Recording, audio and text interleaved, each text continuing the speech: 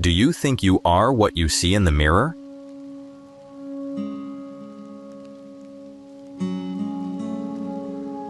You have been thinking wrong your entire life.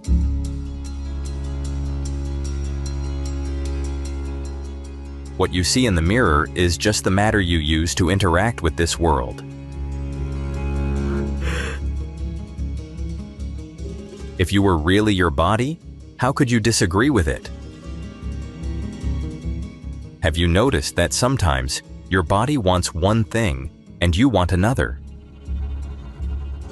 You want to get out of bed, but your body wants to stay lying down.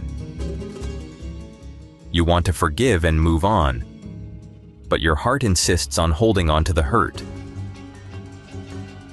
Your brain wants to justify the mistake, but you know that doesn't bring you peace.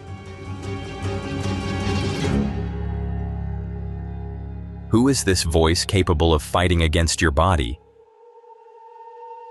and even your own brain? What is it? Where is it located? Some scholars already recognize that something exists beyond the human body.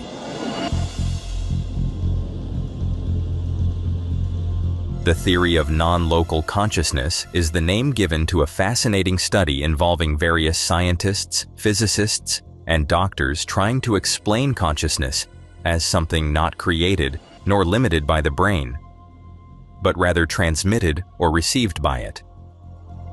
In other words, consciousness would exist beyond the physical body, which could provide scientific grounds for the idea of an immortal soul or life after death. Dutch cardiologist Pim van Lommel is one of them. He published his research in one of the most prestigious medical journals, The Lancet. Dr. Pim spent 10 years studying the cases of 344 cardiac arrest survivors in 10 hospitals who had NDEs, near-death experiences.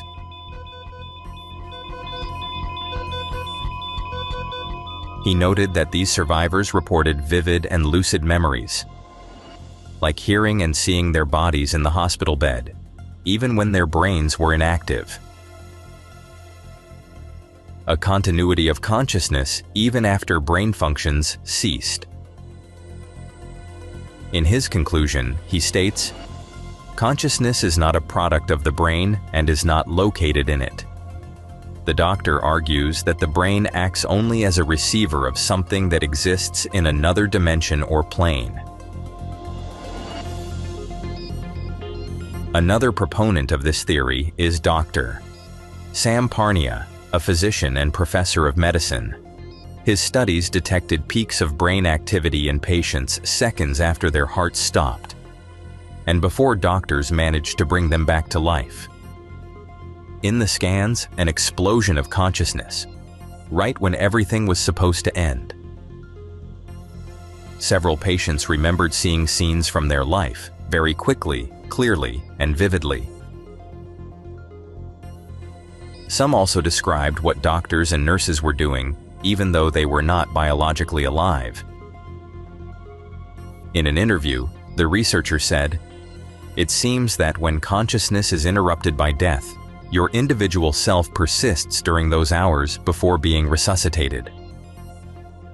From that, we can begin to conclude that the brain acts as an intermediary to manifest what we call the soul, but it may not be the source of it.